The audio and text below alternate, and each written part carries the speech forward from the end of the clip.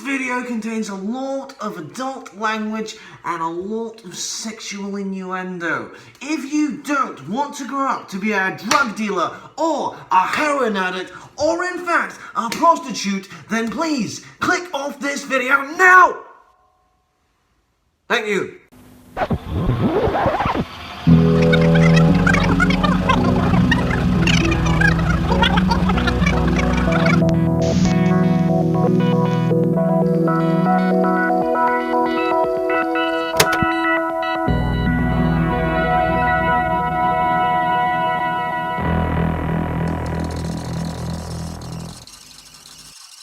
Good evening and welcome to Video Venture. I'm unwell as fuck today. And as usual, today I was supposed to review a Big Mac. The chronic illness has fucked my voice. But today instead, we're launching our debut episode of VHS Venture. Spoiler, we're watching a DVD. And tonight's main feature is La Maldición de Frankenstein. That basically translates to The Curse of Frankenstein. Frankenstein, of course, being the doctor that makes a corpse monster, not the corpse that becomes a monster because of a doctor. Most people think of Frankenstein, they generally do think of the Universal Horrors Frankenstein. You know, the one where the monster's got the big square head and the bolts in his neck. Like, Frankenstein. Classic, iconic movies. Perhaps most famous by Boris Karloff's representation of the monster. But the fact that we're sitting here about 90 years later and we're all still dressing up as that particular version of the monster, okay, what I mean. Do you know what I mean to the rest of the world? So them movies are like what's known as the Universal Monster Classics. You got like Dracula, The Mummy, Creature from the Black Lagoon, The Invisible Man, Wolfman, like all the classics. That era of monster classicness came out of America during the 1930s and to the mid-1940s. The movie in question we're about to look at today, despite its French box, made by the British film company known as Hammer. What happened is basically in the 1950s, Britain, what they done was they basically started remaking all of these classic monster movies, but like in colour. Badass. Gore. I've not seen nearly enough of these movies, but like the ones I have seen, it's like the gore and the practical effects on them bad boys. You look at them then, like nowadays, you go, fuck! So like for 1950s and what is Britain, which is known as like the pure one of the worst places for censoring shit, it is pretty fucking impressive. Say this guy here translates to The Curse of Frankenstein. I believe this is like the first one that they decided to remake, which is interesting because Universal started with Dracula and these guys started with Frankenstein. So yeah, a little bit of a contrast. Here's more contrast for you. The man in this movie that plays Dr. Frankenstein is a lad known as Peter Cushing. Most people probably know Peter Cushing as the bad guy in the very first Star Wars movie, Grand Moff Tarkin. The one who's real Nazi-like and just an evil motherfucker. One who's all like, "You may fire when ready." Basically the dude that said to Vader, jump, before Vader said how high. And the lad that plays the monster is Christopher fucking Lee. Most of you will most doubtly know him as, Saruman, is it? The dude in Lord of the Rings who comes in the second one. He's like, I am terrible with Lord of the Rings, but the dude who appears in the second one, and Gandalf's all like, my old friend. And he's like, oh yes, my old friend. And he beats the fuck out of Gandalf. I'm sure it is Saruman. You might also know him from the Star Wars prequels as Count Dooku.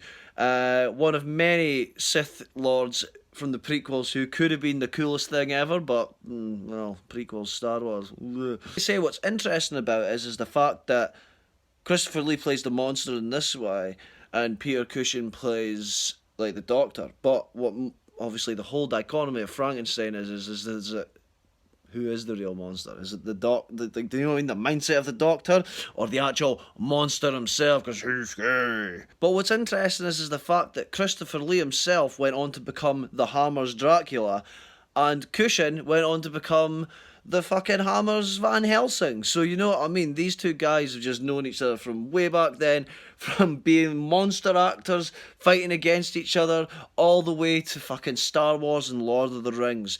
They're both no longer with us now. Fucking rest in fucking peace.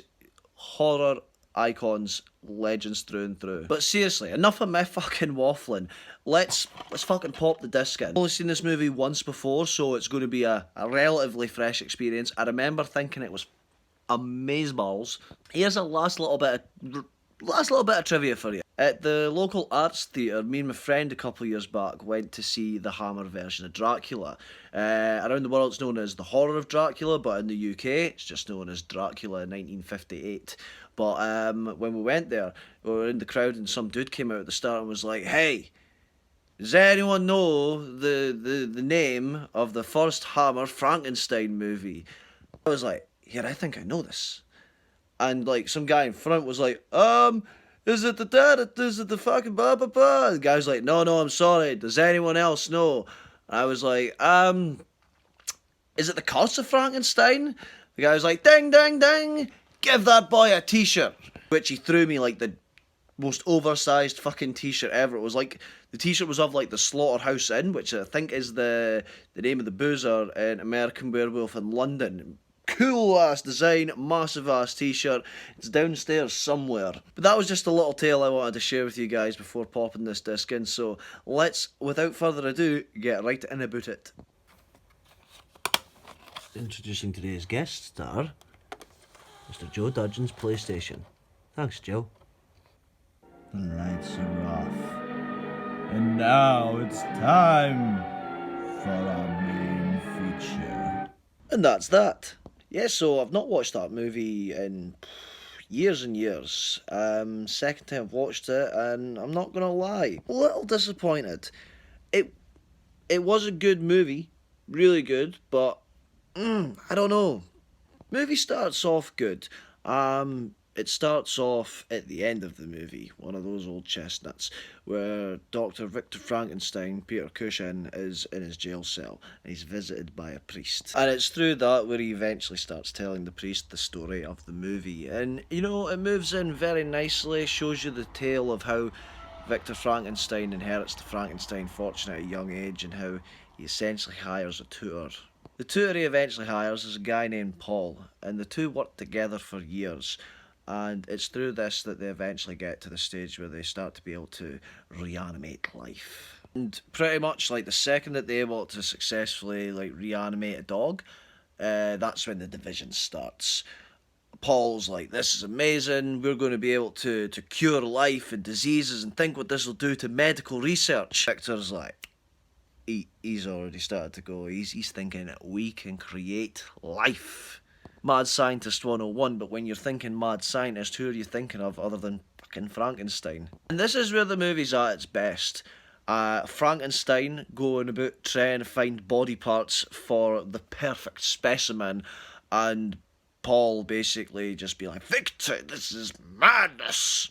This is where one of the annoying things about it kind of kicks in, is like, so Paul has been staying at Frankenstein's house all these years, but the reason he won't leave now is because Frankenstein's fiancée has just moved to the house, and he can't leave a girl in that environment. But it's that old kind of bullshit where it's like, he's like, come now, you must leave this place. He's like, why? He's like, because I tell you.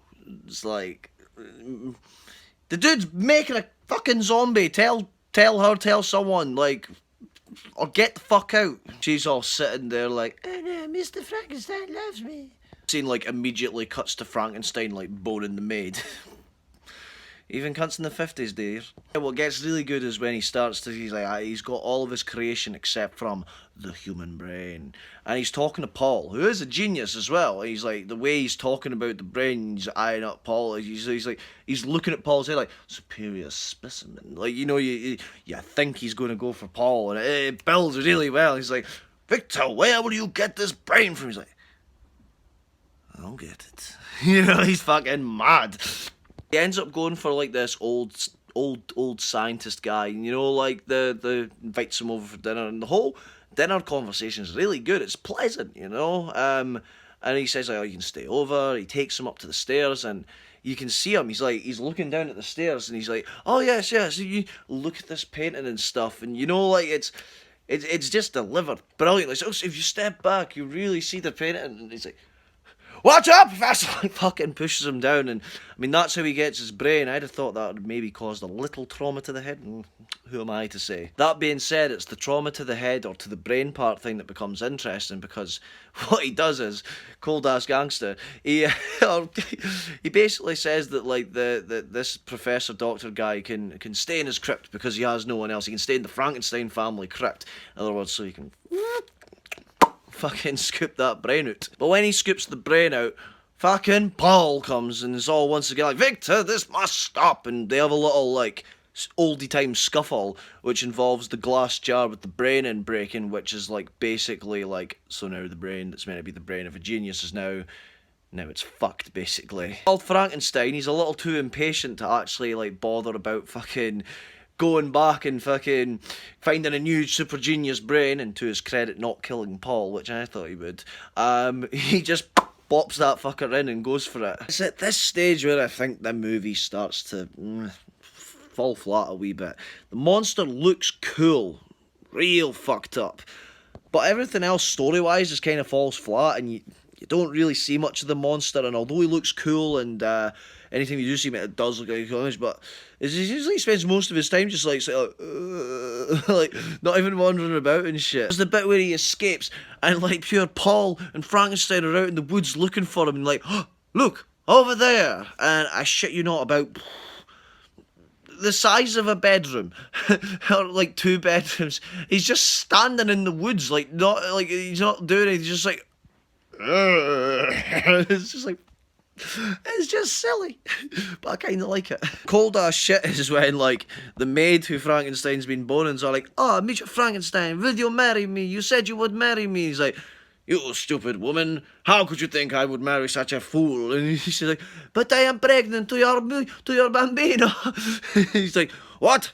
And fucking, so he's now got, like, the girl he's meant to be marrying, he's bit on the side, he's bit on the side, said he's pregnant, and he does, he just fucking locks her in the room with the monster and lets the monster fucking kill her and his unborn child. So, I mean, like, yeah, that solves the problem. Probably the best, like, visual effect in the movie is a bit where old Paul fucking shoots the monster, like, in the fucking head. Not point blank, but close enough, and, like, I don't know, something about the way the fucking splatter goes. It's a cool, gory effect. I suppose that's what I should say at this point. Like, probably my favourite thing about the movie in whole is the fucking imagery of it. I mean, most of it's set in the Frankenstein castle, and it's like the whole laboratory scene. It's like, it's old school, crude chemistry. It just looks unsettling, like in like an old science class. But yeah, nah, it looks fantastic. Where it really shines is any scenes that take place outside the castle. Like, it's just gothic, it feels cold, it's like, it inspires the imagination, whilst at the same time just helps everything that's happening in this movie come alive. The less I say about how, like, Frankenstein's misses and how the whole fiasco and the monster dies and everything, the less I say about how that comes to an end, the better. What I will say is that the movie then does pick up with the priest and Frankenstein in the cell, and even that's a little bit, fucking, basically Paul then comes in and he's like, Paul, you must tell them that I didn't kill the maid. You know, it's like he's talking about, like, you must let them know you're the only other person that's seen the monster and stuff, and Paul's like, woo-hoo. Leaves and, like, speaks to his chick. He's like, oh, there's nothing we can do for him now, he's too far gone. And a really good scene that comes in is the final bit is basically just Frankenstein getting taken to the gallows. Not even the gallows, but fucking to the guillotine, let's put it that way. And it just ends with the silhouette of the guillotine. It plays the credits up, and it's really chilling, and the whole time through I'm just waiting for the fucking whoosh to go down, and it doesn't. Which is obviously, like, there's been, like, there's several Hammer Frankenstein movies. This is the only one I've seen. Part of doing this series is I get to watch them all along. You get to see my live reactions, or live, like, just as I've watched it, opinions. Yeah. The cool thing about these though is that, like, in the Universals, like, it was always the same monster, sometimes played by different people, but in the Hammer ones, every movie has a different monster, which is just so much more cooler for imagination in that, which is one of the main reasons why I want to get writing about it all. So yeah, that's Curse of Frankenstein. I would say if you're looking for a Frankenstein movie, but you're not looking for a black and white one, like the old school Universal ones, which I would always recommend them first, but I would say if you're not looking for them, definitely check this one out. It's better than any Frankenstein movie that's come out in the last fucking 60 years. Percussion's fucking phenomenal. You don't see much of Christopher Lee as the monster, but it just creates a much better atmosphere, suspense. It's got spooky music. It's good horror fun. Not my favourite. I think the Dracula one was better as far as the ones I've seen. The Dracula's always been my boy though. But yeah, fucking yeah. It's like I say, disappointing doesn't necessarily mean bad. And that's what this movie was. It was disappointing compared to what my memory had of it, but it wasn't a bad movie. It was fun. I hope you enjoyed this video. Once again, a sign of much, much bigger things to come, production-wise, editing-wise, everything. I was once again going to do a Big Mark review, but I didn't quite feel that I had the chest for it. But yeah, nah, fucking, at the end of the day, Raptor reviews this project of mine is, well, that's what it is, it's reviewing. It's going to review things like food, movies, music, games, and just whatever the fuck I want to, really. But, shit, yeah, nah, thank you everyone who's been supporting the channel so much. I think I'm on like 55 subscribers, which God knows that every single one of you is doing it out of love for me as opposed to like love for the content that I'm providing. So big thanks for that. Keep hitting them likes buttons, keeps hitting them subscribes buttons, and anyone new to the channel, hello, it gets better, it will get better. Peace and love, y'all. What have I got?